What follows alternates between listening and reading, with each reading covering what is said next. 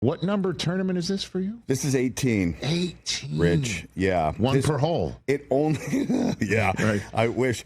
It only means I'm old, I think. It is such a pleasure to be out there, but I need to talk to you about the first tee shot. Okay. Oh. Because the the last round of golf I played was with you. Yes. And so you've seen the challenges. Yeah. And so the few people who have done this before said to me, what were you thinking about doing that you're going to be nervous? You're going to be fine. Here's the thing. Thank you. It is the Stableford format, yes. right? Mm-hmm. Which means it's essentially by hole.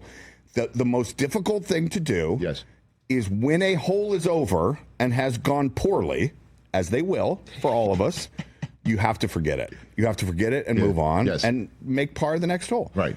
There is a cap. Double bogey it's not like you can make it 12. If you make double bogey, you go minus. You pick up? You pick up. Okay. Double bogey, that's the worst. I had no idea. The worst you can get on a hole is minus 2 points.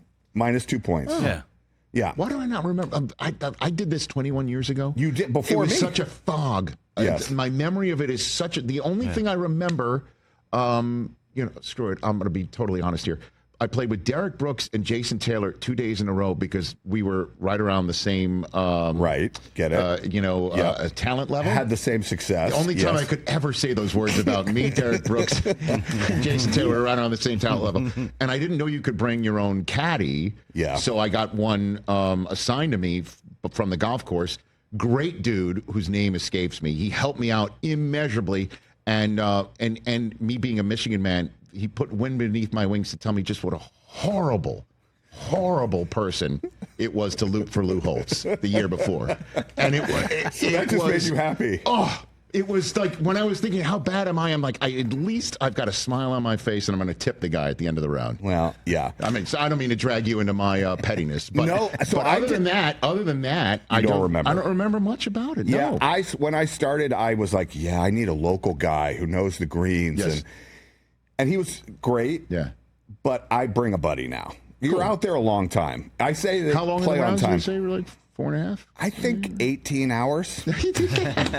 No. But the neat thing is it's a great watch. And I'm excited because it's a great watch on TV. It's a great watch on TV. It's unbelievable. And it just looks so much fun to play in it. And I do remember. It was fun to play in it. So. The experience, the people that I have met there, that's what keeps bringing me back. I'll tell you this quick story. I don't remember if I told you this before. Go ahead, please. Last year, after the round, thunderstorms are coming over the mountain, and they know there's going to be lightning. We are sort of told they're going to blow the horn, and I was done for the day. Yes.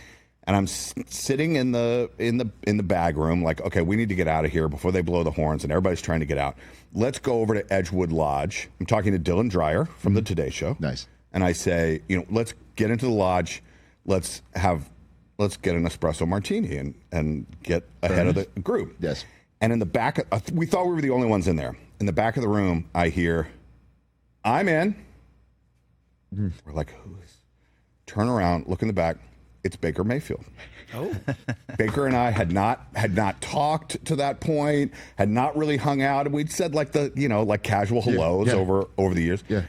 We went in, we had an espresso martini or two, and hung out the rest of the week. And texting during the season this year, really had awesome. A real friendship born out of this dumb moment there, where we just wanted to have an espresso martini. And that, to me, that story is like what the event is.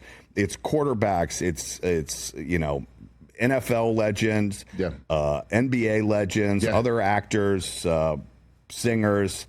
It's really special. Is that where you became friendly with Rodgers? It is through this American Century Championship? My very first one.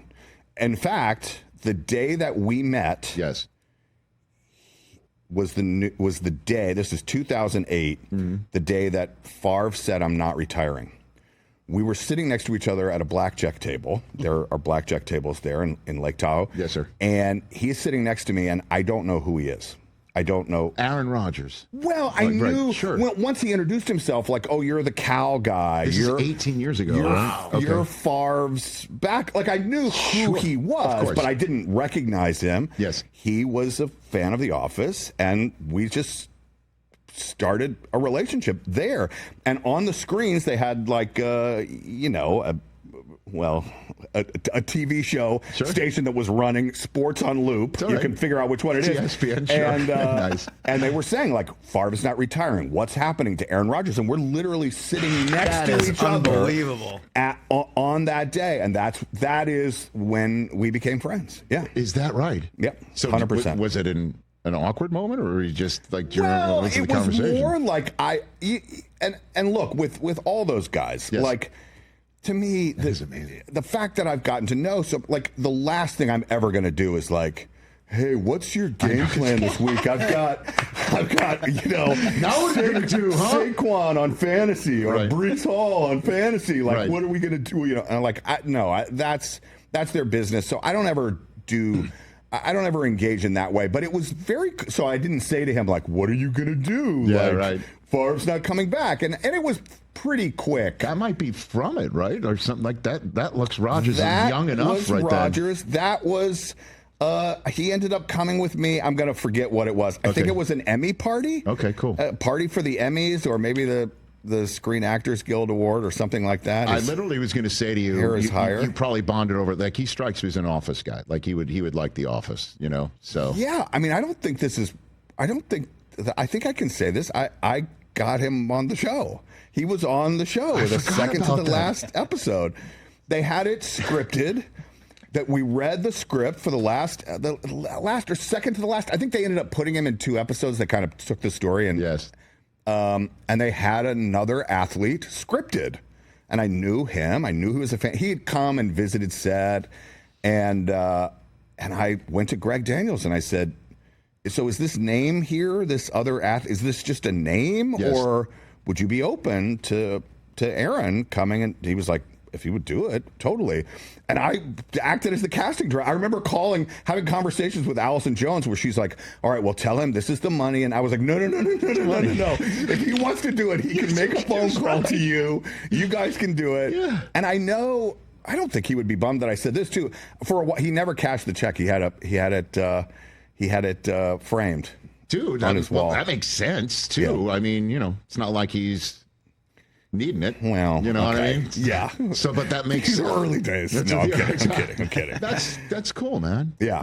Man. So maybe that's why Baker was saying hi to you, because he thought maybe you could put him in get something. Him cast. You could get him in something. That's true. You're I never thought about man. that. You make kings. I never Brian thought about Baumgartner. that. You make it. He didn't really like me. He just wanted a job. Catch the Rich Eisen Show live weekdays from 12 to 3 p.m. Eastern on Roku Sports Channel in the U.S.